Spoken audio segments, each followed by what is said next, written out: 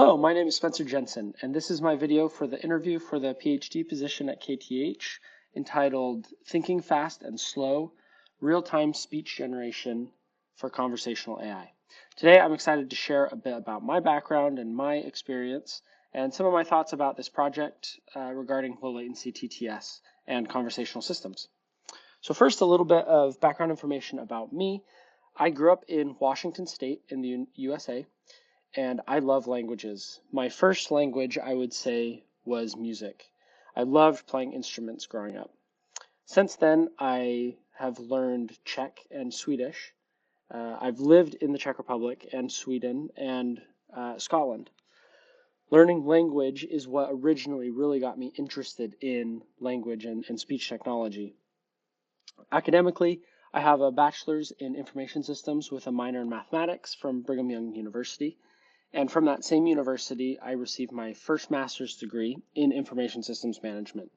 I then started a career as a software engineer at a company called Immersion, which was later acquired by Rosetta Stone. And I worked there for about a year and a half. And during my time there, I became very fascinated with the language technology that we were using, which was basic automatic speech recognition and text analysis. And this fascination for these types of technologies actually led me back to school.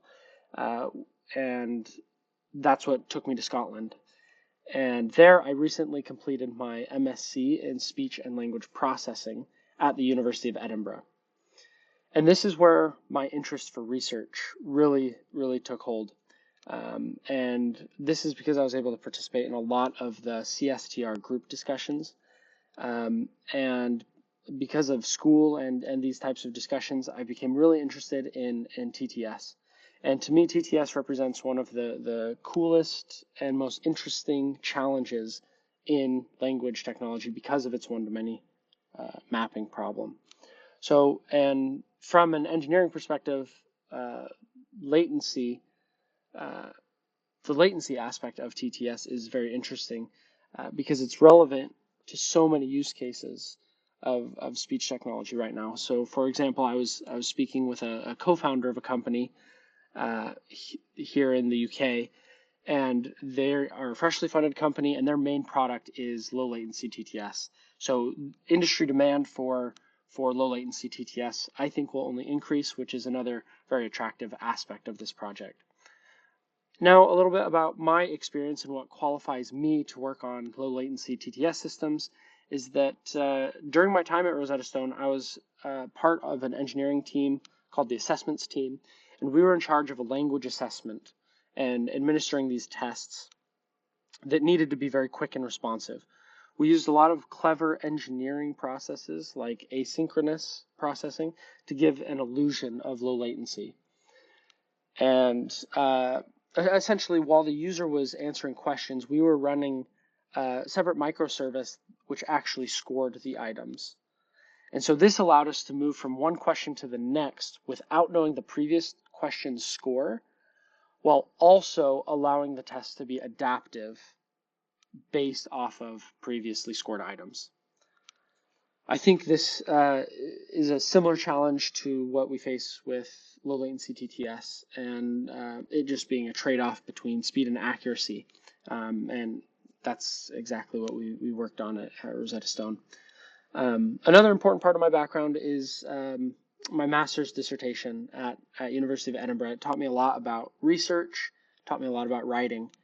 As an overview, my project was inspired by a problem that I found in the TTS space, in which a lot of these big TTS multilingual systems only generate stereotypical accents. And that doesn't necessarily reflect the natural variation that we see in accented speech. And so I wanted to synthesize speech and be able to control accent strength, foreign accent strength to be specific. And because of time constraints on that project, I only focused on measuring accent strength. But there are several methods that people use to determine accentedness of speech. At KTH, actually, just recently, there was some research that used the whisper language identification task as a proxy for English accentedness of Swedish speech. And currently there's no great automatic way to determine accent strength. And then there are several reasons for that. But in light of this, I annotated a data set of L2 speakers of English with human perception of accent strength for each speaker in that data set.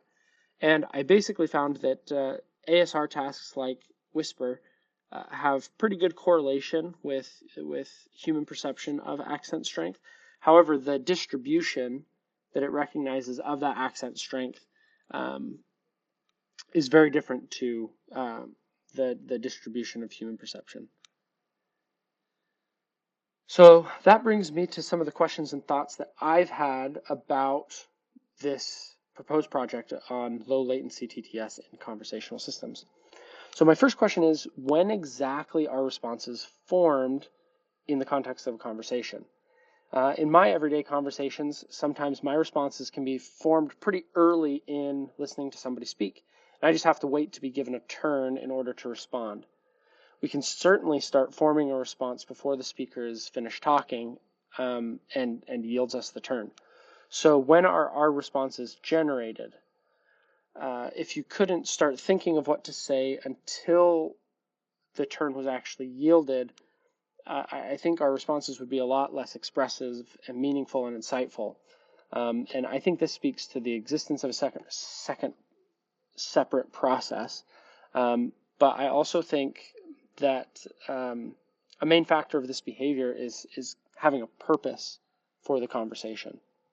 So whether we're gathering information from a conversation or sharing information or simply just trying to connect with somebody, I think there's always an objective behind our engagement in that conversation. And I think that's one thing that robots particularly struggle with, is having that real intent and meaning. So I think as a critical piece of conversational speech modeling could potentially be establishing intent, objective, and purpose. There seems to be a lot of research in regard to response design in conversation, but maybe the timing of those responses seems to be less researched. And it would be very interesting to me to know if we can form a response earlier in the conversation to improve that latency.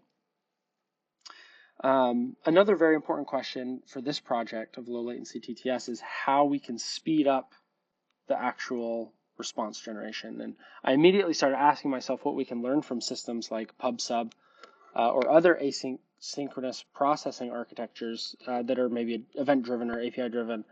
But I think PubSub is a good example of an architecture which essentially decouples services from each other. One system that produces a message and another system that consumes that message and does something with it.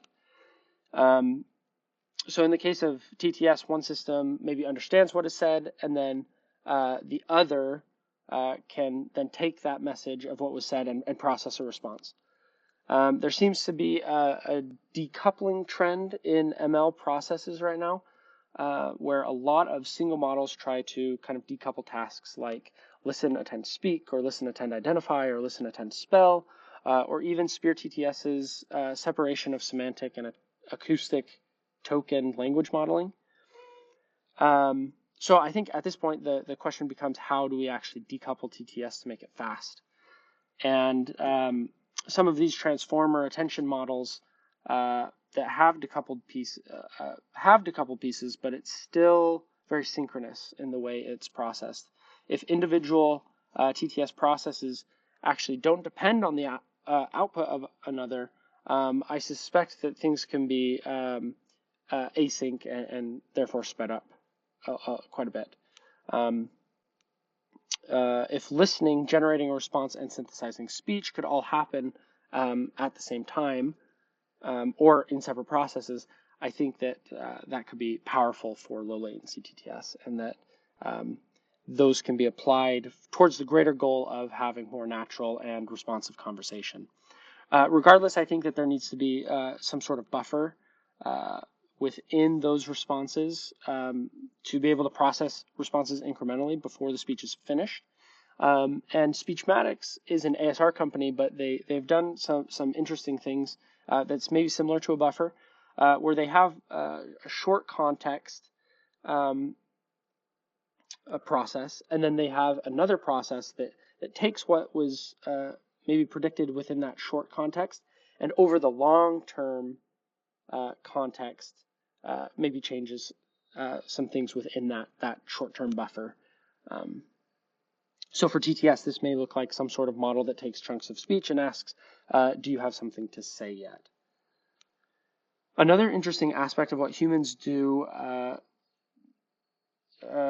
during kind of turn-taking in conversation is when there's a non-answer or a person doesn't have an answer in response to something that was said. And I think a very human thing to do is to ask clarifying questions or use filler words or something else to buy time.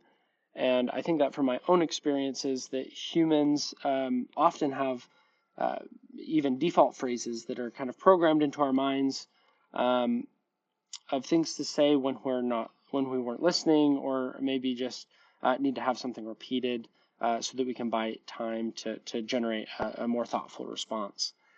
And so these default natural phrases, those would be very fast because they could potentially be pre-processed, which could increase both naturalness and latency issues.